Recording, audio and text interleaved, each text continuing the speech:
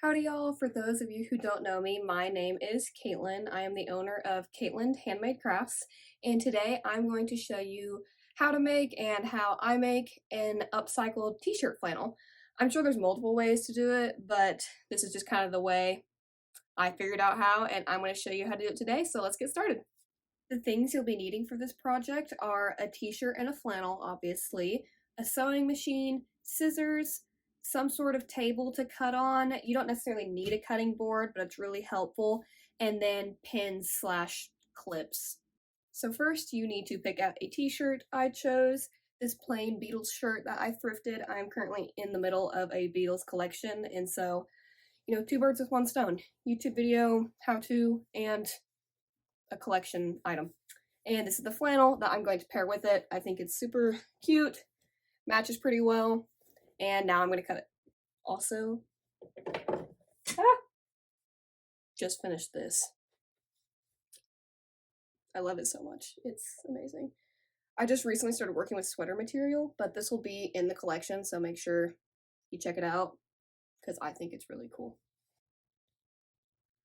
I am trying to film a YouTube video right now with quality audio, and my dad is literally out there with a flamethrower.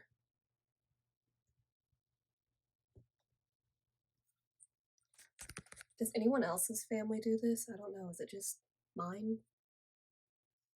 But yeah, anyways. So once you've picked out your t-shirt, the first thing you're going to want to do is lay it completely flat on a cutting board. The reason for this is because if you don't, it will get weird, jagged cuts along the sides, and you would like to have a perfectly straight edge. Whenever you sew this together, it just makes it a lot easier. However, even though you do need to lay it completely flat, if it bunches up just a little bit right on the edges, that is okay because you're going to end up cutting that all off. Now that it's flat, it is ready to cut. You may also notice that the shirt is lined up perfectly even with the ruler on the bottom of the cutting mat. You want to make sure that you do this so that your lines that you cut are parallel to the decal on the shirt.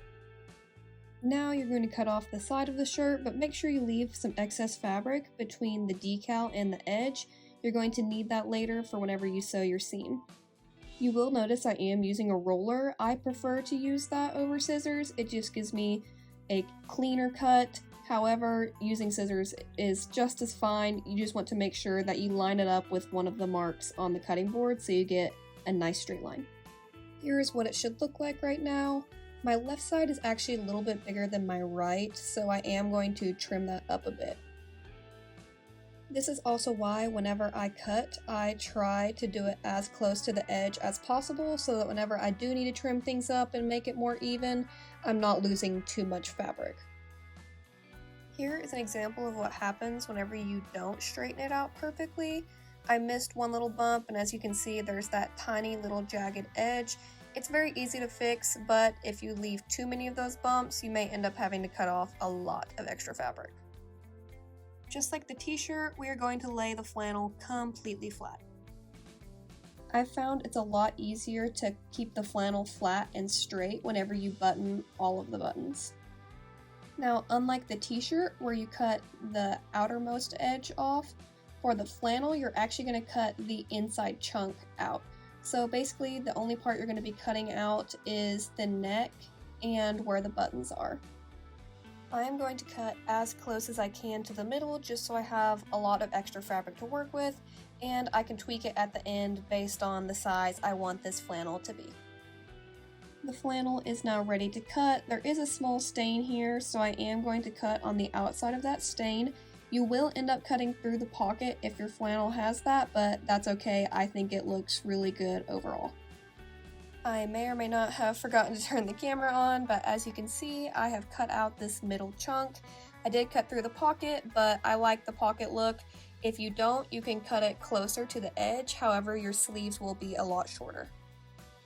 One technique I like to use to make sure my sleeves are even is whenever I cut one, I will lay it over the top of the other and cut along that line to make sure they are the same size. Whenever I'm done cutting, I always put my scraps in the scrap box and use them later. Everything is now cut and ready to be sewn. However, the first thing you are going to do if your flannel has a pocket is sew that pocket down. The reason you're going to do that is because whenever you sew your seam between the t-shirt and the flannel, the pocket is going to be connected to that seam, and if you pull on it a bunch of times, it could create a hole. As far as seam length goes, I'm going to do between 3/8 and 1/2 because that's basically the edge of the presser foot and it's just easy to sew along that line. Here is an up close of the presser foot. I align my fabric right along that edge just because it is an easy visual. Before you sew the pocket, make sure that both sides of your flannel are not together. You just want to sew through the side that has the pocket. For all of my projects, I backstitch at the beginning and end of the line that I sew. It just gives it a little bit extra reinforcement so that it doesn't tear. Whenever you choose your thread color for a project, you want to make sure that it matches or blends in. I chose white because it matches well, and it was also the color already in the machine, and I really did not feel like changing it. And here is the finished pocket. The next step is to pin the sides together and sew.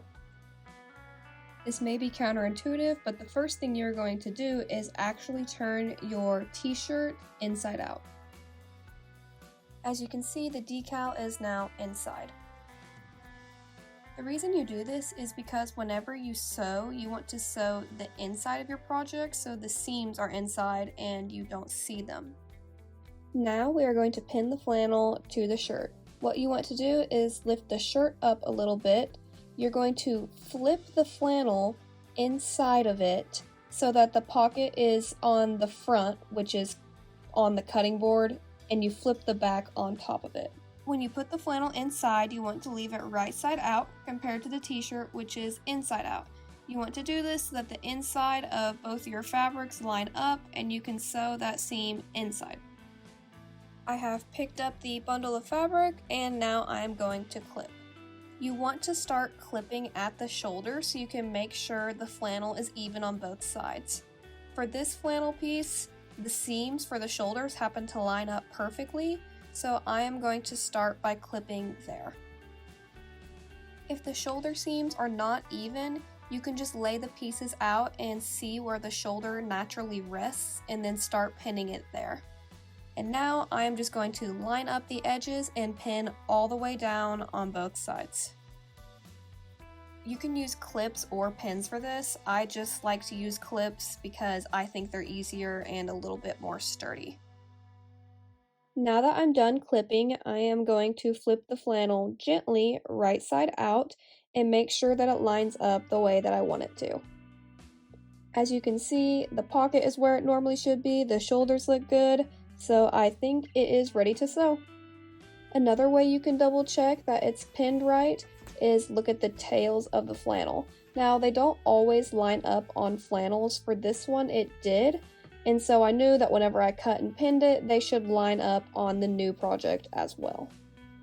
Now I'm going to sew the side together. I'm going to do it exactly how I sewed the pocket, do about a 3/8 to 1/2 inch seam. I'm also going to backstitch at the beginning and end. Don't forget to make sure that you're only sewing through one side and not both of them.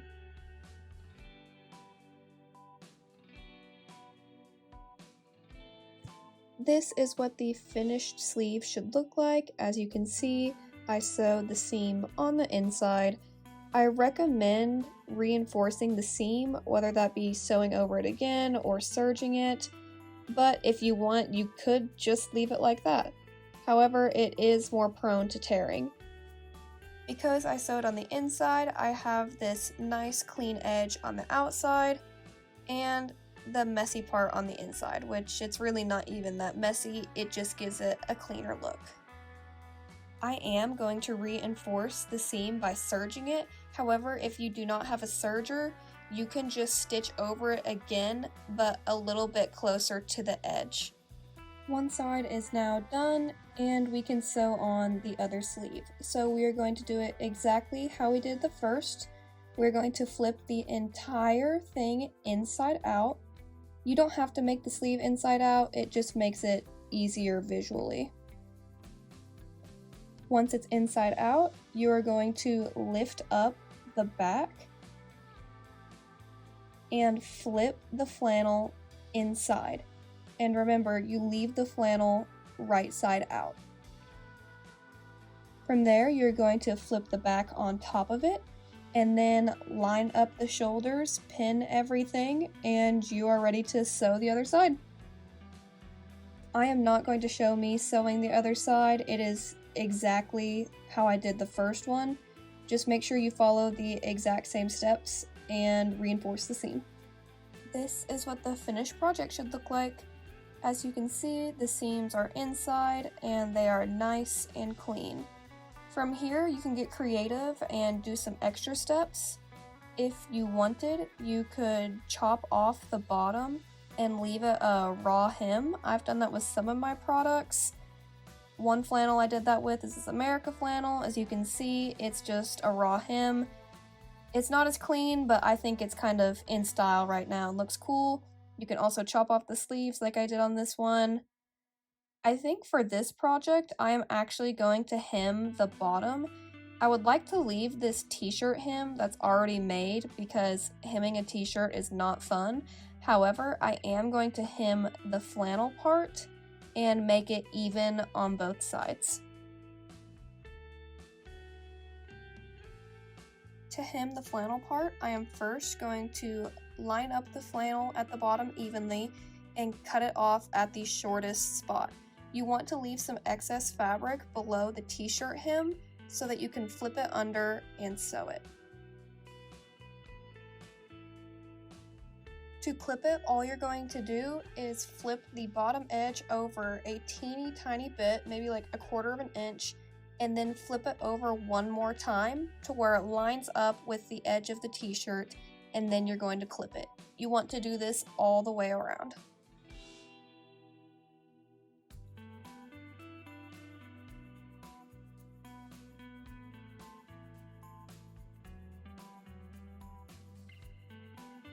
To sew this seam, all you're going to do is sew basically as close as you can to the top of the section you folded, so it creates a nice clean hem. Now that I have one side done, it looks really nice. I'm going to do the other side. Here is the finished product. It looks so cute. The hem turned out really great. It's nice and even. I wanted to show you why you flip that little bit before the big flip on the hem. It's so that you get that nice clean edge instead of a frayed one. Here is the finished flannel on me. It's super cute. I wish I could keep it, but I can't. Well, I mean, I can, but I'm not going to. I will be dropping it in this collection, the Beatles collection, at the end of the week, so make sure you stay tuned for that. Thank you for watching. Make sure to like and subscribe, and I'll see you next time.